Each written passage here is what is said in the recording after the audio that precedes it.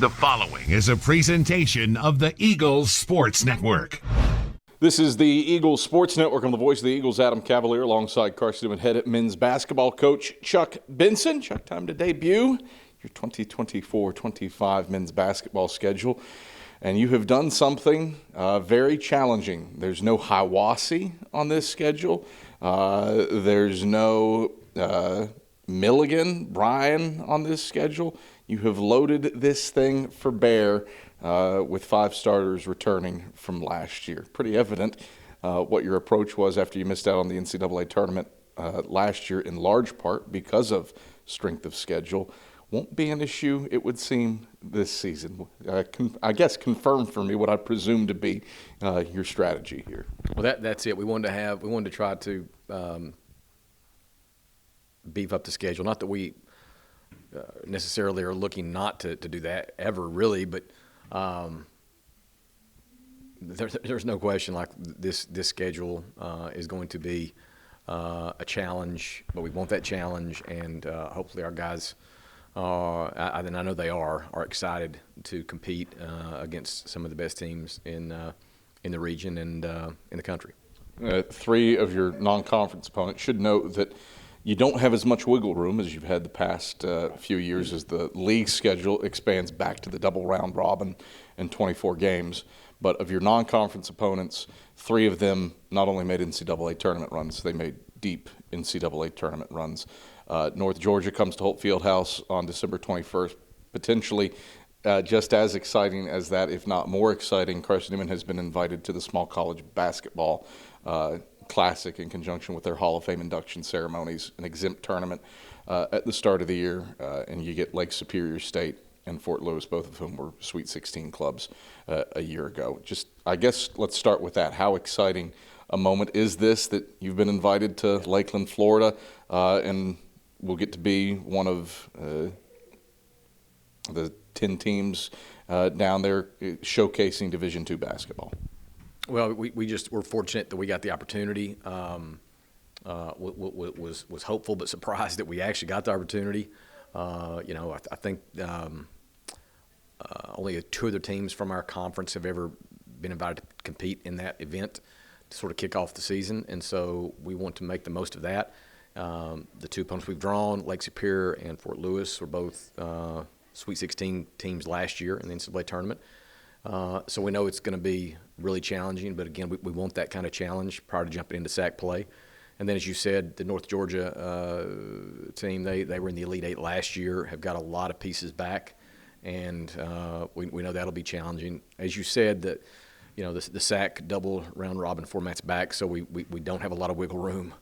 24 conference games, then the other 6 are non-conference. So we try to make it what we thought would give us the best chance to be tested and to be in a good position come late February. You look at the other non-conference games, you get Lees McRae and King, which have shown themselves over the past few years. Lees McRae a few years removed from an NCAA tournament appearance. Those are 2 tough opponents as well. It's been rare to start.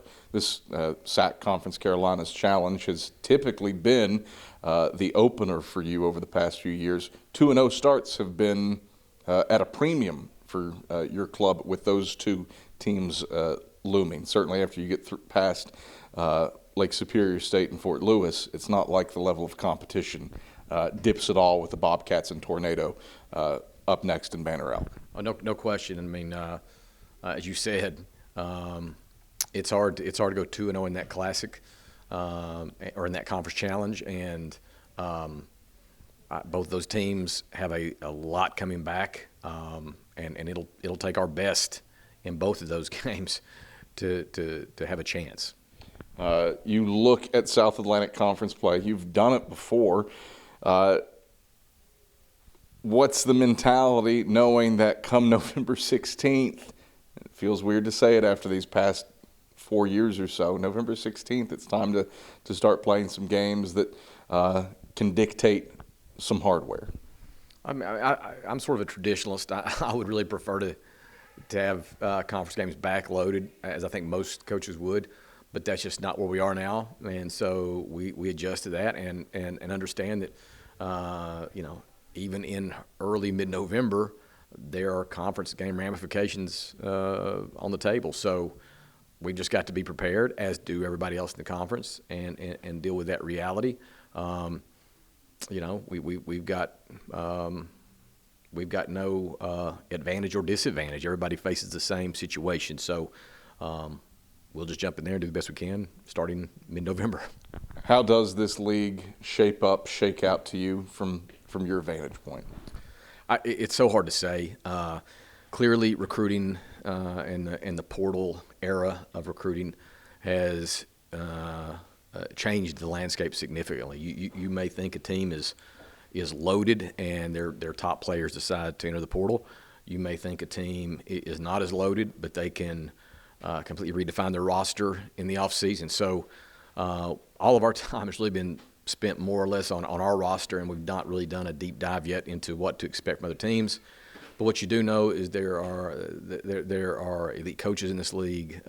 There's a lot of commitment from both staffs and from rosters and from institutions, and so you just know that on no night can you just show up and just expect to get a win. You've got to do the work to prepare and to be ready to put your best foot forward every night in conference play. Chuck, pleasure as always. Good luck this year. Great. Thanks, Cav. It's Carson-Newman head men's basketball coach Chuck Benson. I'm the voice of the Eagles, Adam Cavalier, and this is the Eagle Sports Network.